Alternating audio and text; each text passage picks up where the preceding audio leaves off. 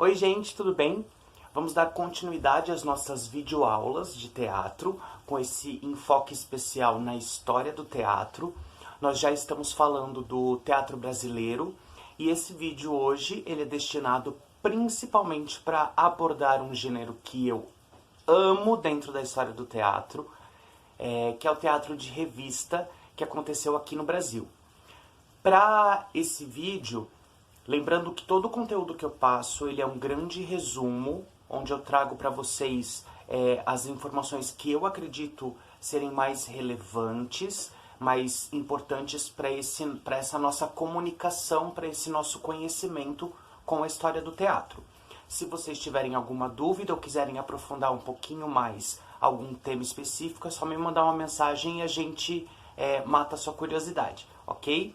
Então, para esse vídeo sobre o teatro de revista, eu recorri a várias fontes, vários livros, vários textos, vários artigos, para tentar sintetizar de uma maneira clara, objetiva, o que foi esse movimento do teatro de revista, que é um movimento extremamente importante para o teatro brasileiro. Uma das minhas pesquisas de referência é uma autora chamada Neide Veneziano, que pesquisa o teatro de revista. Ela tem um livro que fala principalmente do teatro de revista em São Paulo. E aí eu usei também a Neide Veneziano como uma grande referência para formatação desse conteúdo sobre o teatro de revista. Então vamos lá. Nós sabemos que lá no ano... Deixa eu pegar minha cola. No ano de 1855... nós temos aqui no Brasil o início desse movimento do teatro realista, né? Então começa todo o trabalho que era desenvolvido na Europa sobre realismo, essa ideia de quarta parede, de naturalidade, ela vem para o Brasil também. E aí nós temos esse movimento começando em 1855 com Joaquim Eliodoro, que é o grande precursor do teatro realista no Brasil, e principalmente por ele ser a primeira pessoa que institucionaliza uma companhia de teatro no Brasil, oficializa uma companhia trabalhando junta sempre. Que até então a gente tinha os atores sendo contratados por temporada. Daí, alguns anos depois, em 1859, nós temos no Teatro Ginásio, no Rio de Janeiro, a estreia de um espetáculo chamado As Surpresas do Senhor José da Piedade, de Justiniano Figueiredo de Moraes. E esse espetáculo, ele marca o início do movimento do teatro de revista no Brasil. Ele caiu de cara no gosto popular. Por quê? O teatro de revista, ele é muito inspirado nos vaudevilles franceses, nas operetas, no burlesco, no cabaré, nesses espetáculos musicados que tinham na Europa. Musicados por quê? Uma das características do vaudeville é que não existe uma ligação entre os números, né? Então o que acontece? Tinha uma pequena sketch, uma cena, e aí nós tínhamos um número de canto que ele poderia ou não ter alguma coisa a ver com a sketch, ou um número de dança. Então não havia a necessidade de se ter essa conexão entre as apresentações, entre os números. A revista, inspirada por isso, já vem num outro movimento, que é buscar sim uma conexão entre cena, música e dança. Então eles começam a desenvolver um texto, um espetáculo com uma continuidade. Para isso, os atores, os músicos, a equipe de produção, a direção, o próprio autor, eles trabalhavam muito juntos, muito unidos.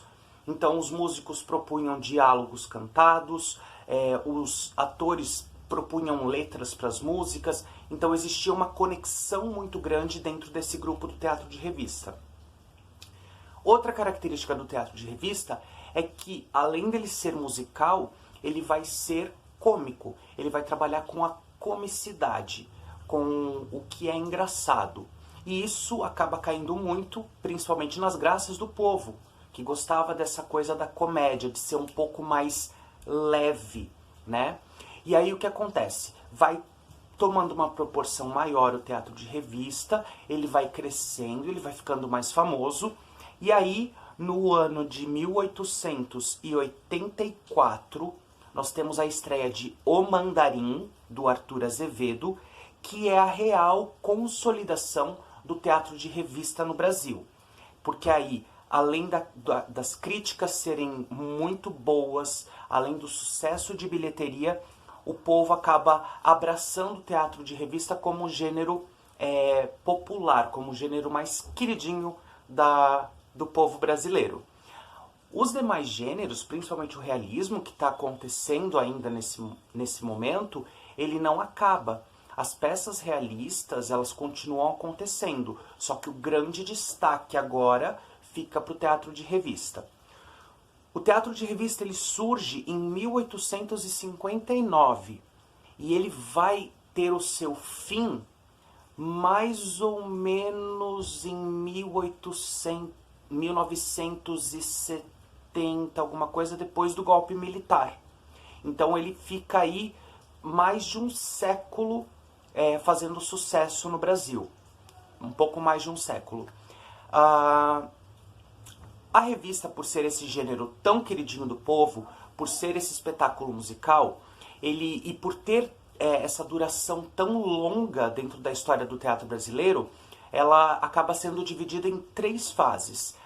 Essa divisão veio após os estudos desse período do teatro de revista, que aí nós conseguimos entender as estéticas e como eram trabalhadas as criações, e aí fazer essa divisão de períodos, porque elas acabam se tornando diferentes no decorrer do tempo. A primeira fase do teatro de revista, ela é chamada de revista de ano, que é essa fase do começo. Ela era apresentada em fevereiro, no começo do ano, né? E ela apresentava de uma maneira cômica os fatos mais importantes, mais característicos do ano anterior. Então era uma comédia, uma grande comédia de costumes também.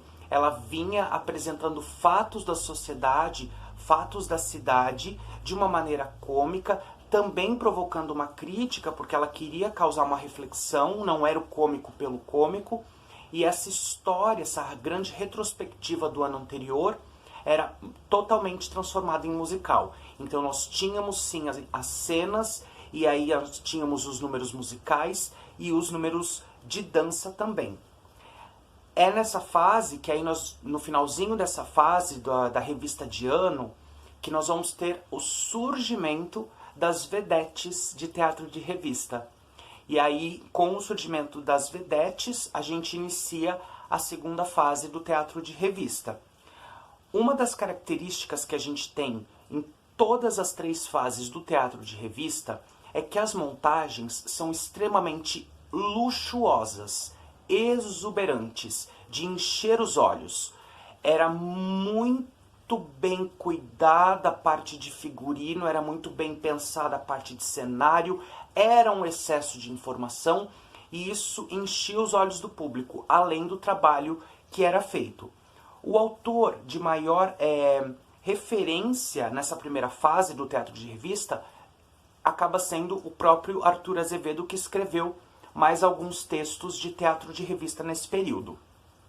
Quando a gente entra na segunda fase, que isso seria mais ou menos 1912, 1915, eu não tenho a data escrita aqui certinha, mas é depois de 1900, quando a gente inicia essa segunda fase, ela vem muito inspirada na estética dos grandes bailes de carnaval, que o baile de carnaval era uma coisa extremamente importante e que acontecia no Brasil. Então tínhamos os desfiles de fantasia, os bailes de máscara, e aí inspirados nessa luxuosidade, nessa magnitude estética que era o baile de carnaval, a revista acaba se inspirando nisso também.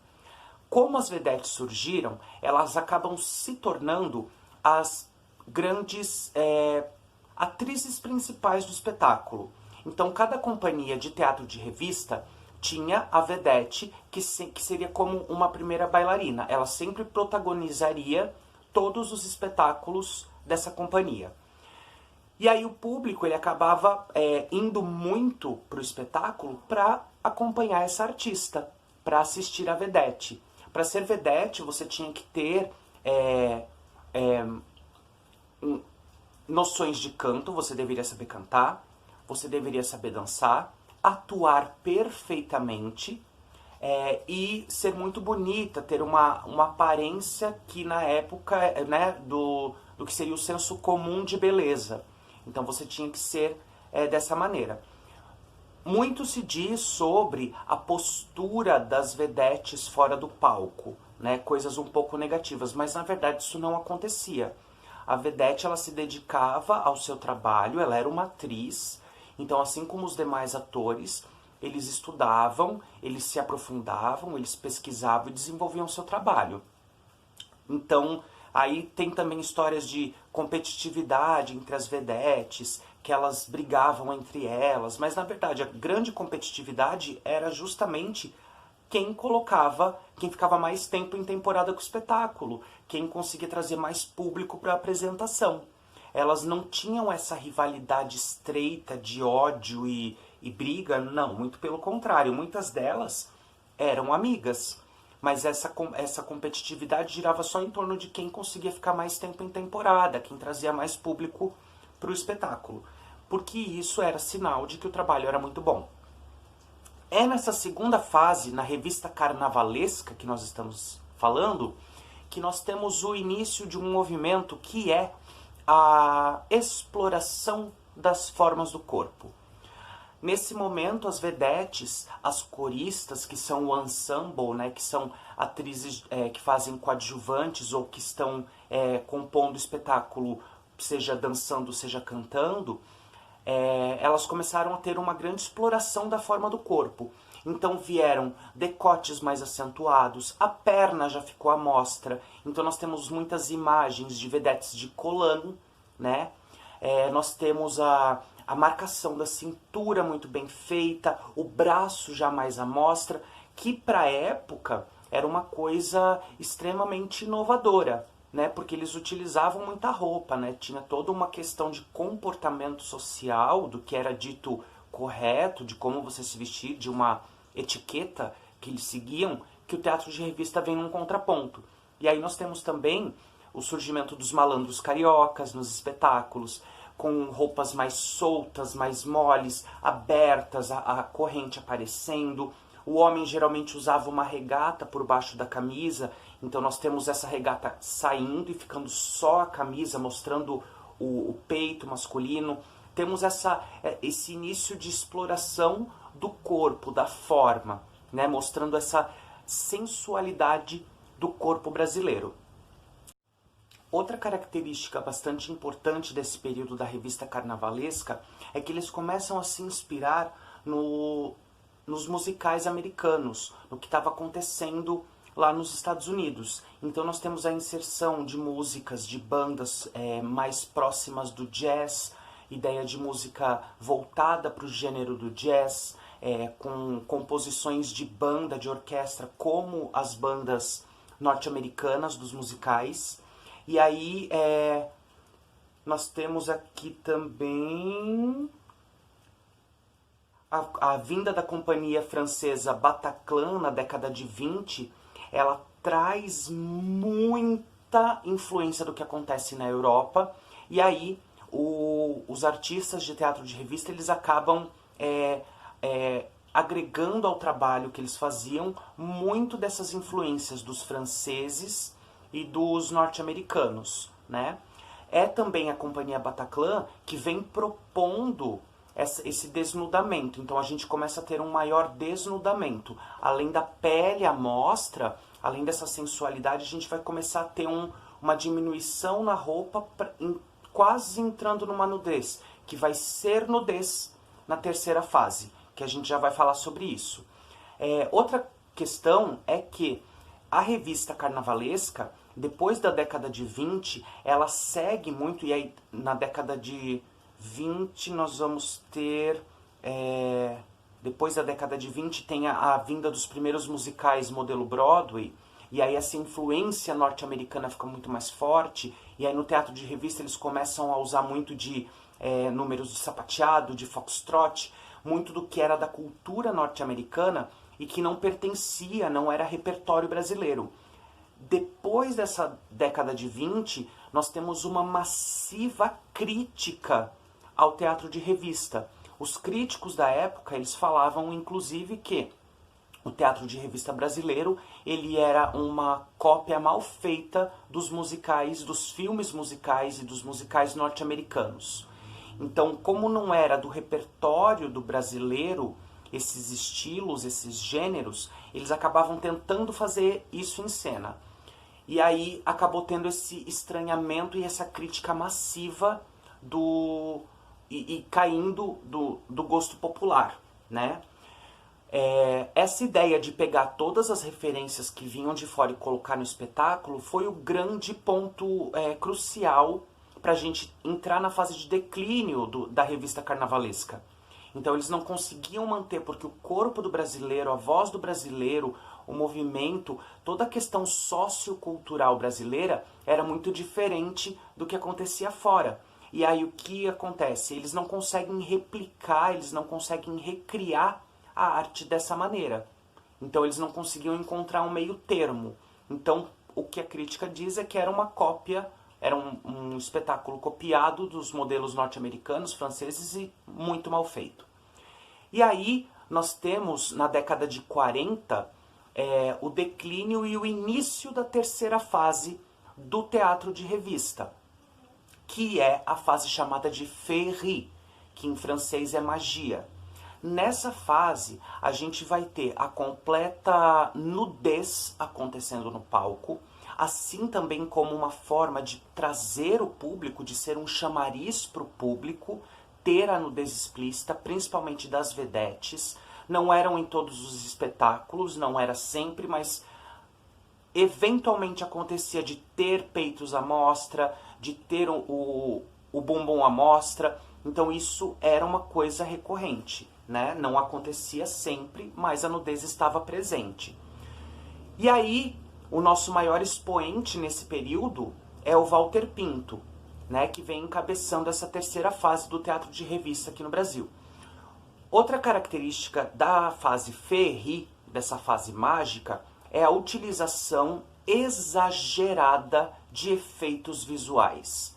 Seja você trabalhar com espelhos para dar a ideia de multiplicar, jogo de espelho para multiplicar a personagem, ou você usar muita fumaça para fazer um efeito, ou você tentar fazer uma luz diferente, ou voar, pendurar o ator, a atriz num guindaste, né, numa espécie de guindaste que daria essa ideia dela estarem voando. Então eles começam a criar uma massividade de informação visual justamente para tentar colocar a revista novamente no gosto do público.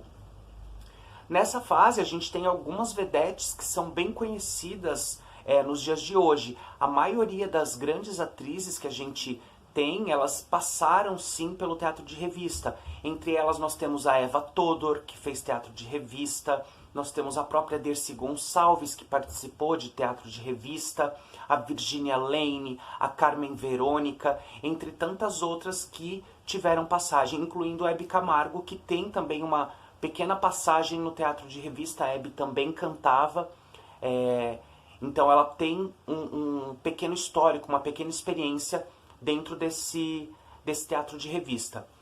Além disso, desses efeitos especiais, dessa exploração da nudez, eles começam a investir num excesso de luxo. Já era luxuoso, eles começam a investir ainda mais no luxo, principalmente explorando figurinos extremamente volumosos e brilhantes, com plumas, paetês. Nós temos coreografias construídas de uma maneira virtuosa, mostrando grandes alongamentos, grandes passos, esse excesso de informação que nós não tínhamos tanto. A revista é luxuosa, tem um exagero, mas era dosado. Na terceira fase isso acaba extrapolando. E aos poucos, isso vai entrando em declínio, porque aí o público não gosta. Porque aí aquela ideia de copiar o norte-americano, copiar o europeu, ela vai diminuindo. Mas a ideia da exploração da nudez, e a nudez ela é uma coisa, ainda é um tabu nos dias de hoje, que dirá naquela época, não era muito bem vista pela sociedade. E aí essa ideia de trazer o nu, trazer esse excesso de informação, coreografias mirabolantes, números de ilusionismo, tudo isso acabou meio que desgastando o público, não tinha mais tanto apelo.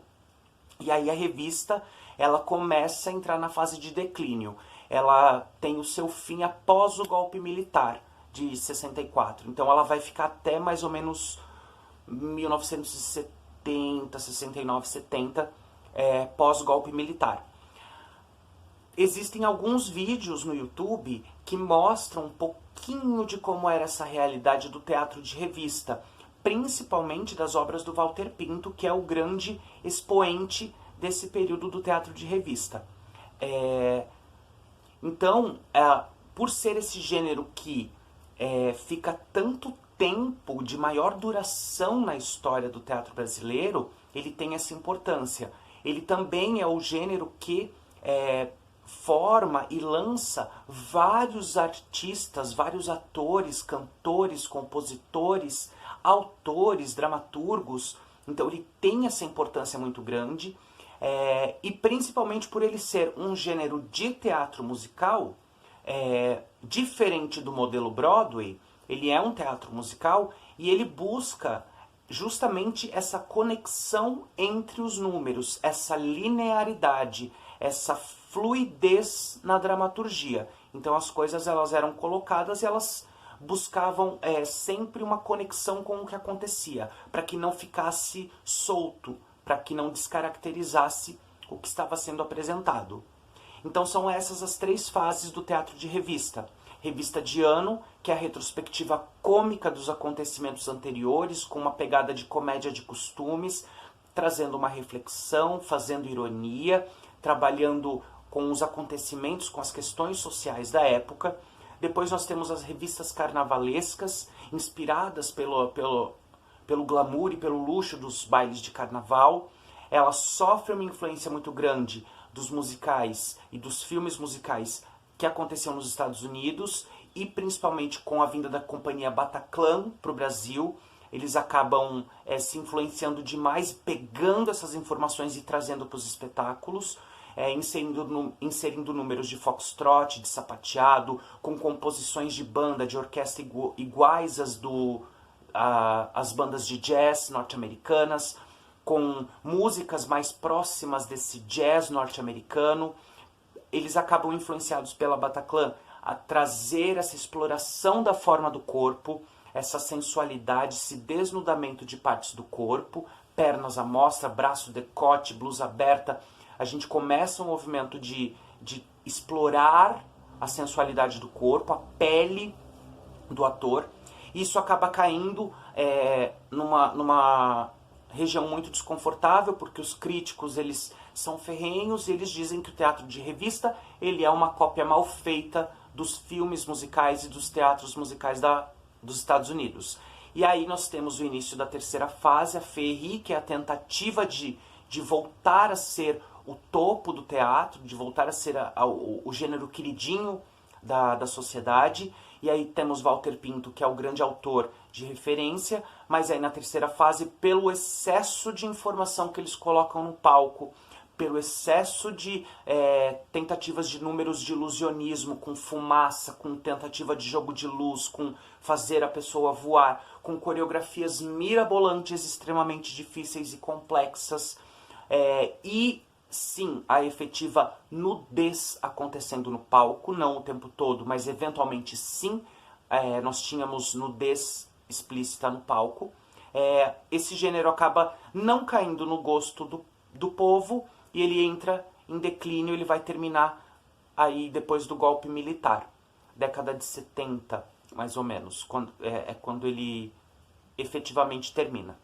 Então, esse vídeo foi sobre o teatro de revista, e na semana que vem eu vou postar um vídeo falando dos movimentos de escolas de teatro e grupos teatrais que acontecem no Brasil no início do século XX. Então a gente vai entender como que surgiram as escolas de arte, as escolas de teatro, quais foram as primeiras, as mais importantes. Vamos falar de grupos de referência no trabalho do ator, que formaram-se, que estudaram, que pesquisaram, que buscaram várias formas de fazer teatro, de ganhar dinheiro, de se profissionalizar. E vamos falar um pouquinho de alguns autores, de algumas personalidades importantes do teatro nacional que precisam ser conhecidas e precisam ser aplaudidas pelo trabalho que elas tiveram e pelo empenho na difusão da arte teatral e no aperfeiçoamento dos artistas teatrais. Espero que vocês tenham gostado. Obrigado por assistir até aqui. Gratidão. Se cuidem